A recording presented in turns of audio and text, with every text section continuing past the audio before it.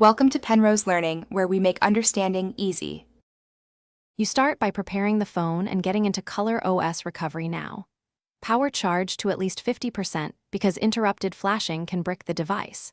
If the system boots, enable developer options and USB debugging. This makes ADB access possible. Once done, use the device-specific key combo or run a DB reboot recovery from your PC to enter recovery. You're doing this to access repair tools. In recovery, you can clear caches, apply updates or sideload packages, so get in and stay powered. Once in recovery, diagnose methodically. Start with wiping the cache partition because it clears temporary files that often cause boot loops without erasing data.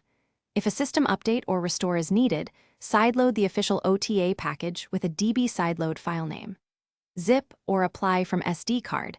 This reinstalls system files cleanly.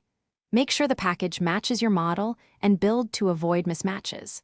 Only consider the factory reset when other options fail, because that step erases user data and restores defaults. You finish by rebooting the system from recovery and watching the first boot for several minutes. Some rebuilds take longer.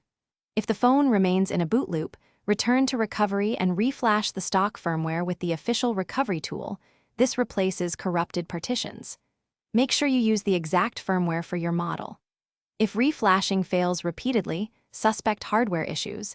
In that case, contact an authorized repair center. A key troubleshooting tip: keep logs or error codes, those guide the next steps. Thanks for watching. If this was helpful, leave a like and consider subscribing. See you next time.